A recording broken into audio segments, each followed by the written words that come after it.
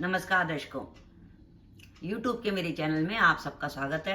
आज मैं वीडियो लेकर आई हूँ धनु लगन व धनु राशि के लिए राहु और केतु का राशि परिवर्तन। राहु और केतु 30 अक्टूबर 2023 को राशि बदल रहे हैं। राहु जो अभी तक मेष राशि में चल रहे थे, अब वो मीन राशि में चले जाएंगे, और केतु जो अभी तक तुला राशि में चल रहे थे वो कन्या राशि में आ जाएंगे। दोनों वक्री ग्रह हैं, इसलिए उल्टे चलते हैं, इसलिए मेष से मीन में जा रहे हैं।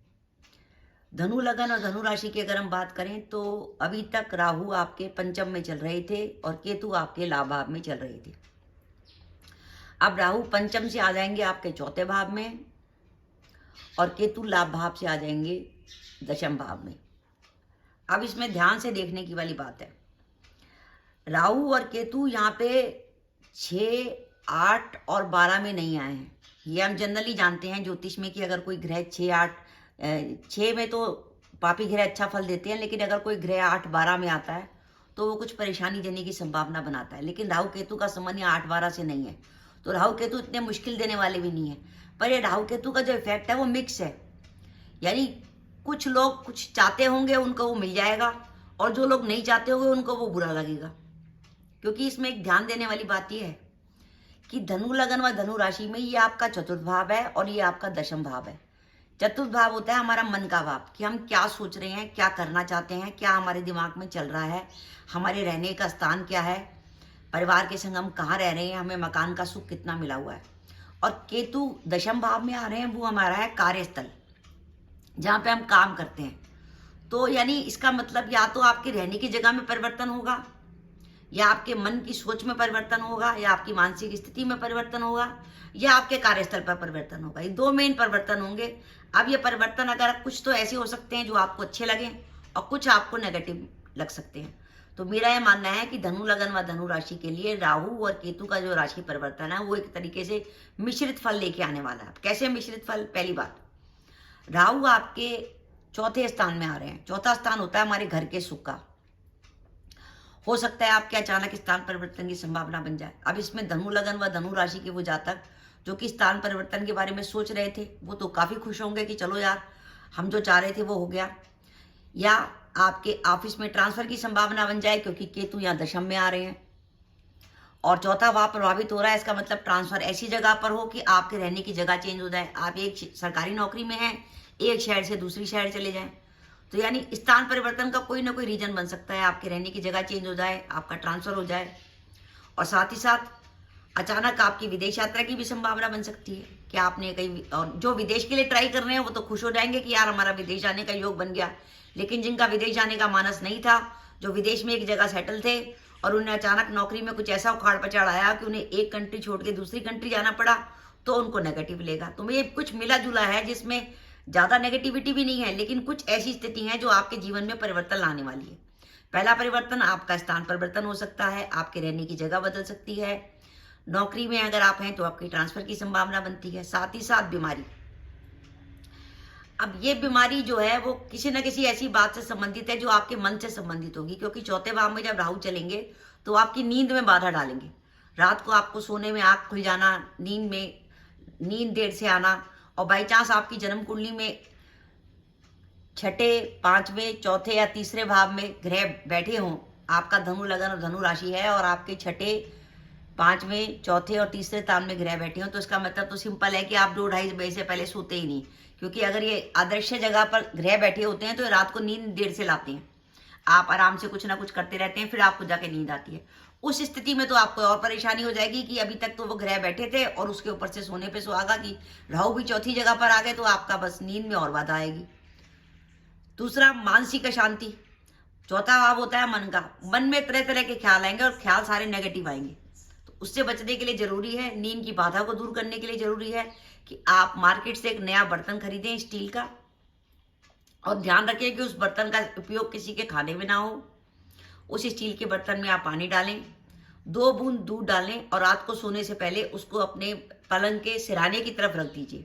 और अगर आप जमीन में सोते हैं तो जमीन में उस तरफ रख दीजिए जहां आपका तकिया होगा। उस बर्तन को स्वयं ही रखिए और स्वयं रख के सोइए, और सुबह उठ के सबसे पहले इस बर्तन का पानी उठाकर किसी पेड़ में डालिए। कीकर में डालेंगे तो अति उत्तम है, और कीकर में न डाल पाए तो किसी भी पेड़ में डाल दीजिए, पर तुलसी में मत डालिएगा, वो उसमें आपकी एनर्जी है। तो पानी ऐसी जगह डालिएगा कि उसमें किसी का पैर ना पड़े। तो ये जो आपकी रात की नींद में बाधा है, क्योंकि चंद्रमा और राहु का केंद्रीय प्रभाव आ रहा है। केंद्र में बैठे ग्रह जो है एक दूसरे को प्रभावित करते हैं। तो राहु और चंद्रमा का जो इफेक्ट है वो इस पानी का रुकने से, इस पानी रात भर में आपकी सारी टेंशन एंग्जाइटी खींच लेगा। तो ये तो आपकी नींद की बाधा और मानसिक अशांति का हो गया। विद्यार्थियों को पढ़ाई में किसी प्रकार की बाधा का अनुभव हो सकता है, पढ़ने में उनका मन कम लग सकता है। आप ध्यान रखिए, अगर आपकी कुंडली में मंगल अष्टम में है या कोई पाप ग्रह अष्टम में है या लग्नेश अष्टम में है तो वाहन सावधानी से चलाइएगा, किसी प्रकार की वाहन दुर्घटना की संभावना बनती है। चौथे भाव से माता का विचार किया जाता है, माता का लगन है चौथा भाव, माता के स्वास्थ्य को लेकर चिंता। और अगर आप इस 30 अक्टूबर से लेकर आने वाले 18 महीनों में किसी प्रकार की यात्रा पे जाते हैं तो सावधानी से जाइएगा। यात्रा में किसी प्रकार की परेशानी की संभावना बनती है, इसलिए यात्रा में निकलने से पहले कम से कम 150 ग्राम उड़द की दाल भगवान के मंदिर में अर्पित कर दें और उसके बाद यात्रा के लिए निकलें। शनि का बहुत अच्छा उपाय है, क्योंकि शनि महाराज यात्रा कराते हैं, तो आपकी यात्रा बिल्कुल बढ़िया होगी। 150 ग्राम ले लीजिएगा उड़द की दाल। विदेश यात्रा के लिए योग अच्छा बना हुआ है, जो विदेश जाने में इंटरेस्टेड है उनके लिए बहुत अच्छी अपॉर्चुनिटी है। साथ ही काम में बदलाव का भी समय है, तो जो लंबे समय से काम में कुछ बदलाव करने के लिए सोच रहे थे, व्यापार वगैरह करते थे, तो उनके लिए अपॉर्चुनिटी आ गई है कि अब वो अपने वर्तमान में काम में कोई परिवर्तन कर सकते हैं। अब ये बात तो करी हमने राहु की, राहु आपको मिला जुला इफेक्ट दे रहा है। केतु की बात करें तो केतु आपके दशम भाव में आया है। अब केतु इस की ग्रह की बात यह है कि केतु आदमी को हत्थे से उखाड़ता है, यानी अगर केतु का संबंध चंद्रमा से बन रहा है तो आप बिल्कुल चिड़चिड़े हो जाएंगे, आपको गुस्सा जल्दी आ जाएगा। यानी राहु जहां आपको मानसिक परेशानी में भ्रम की स्थिति में डालता है, वहां केतु आपको गुस्सा ज्यादा डलाता है। आपकी कुंडली में अगर केतु का संबंध चंद्रमा से बनेगा तो आपका स्वभाव थोड़ा चिड़चिड़ा होगा।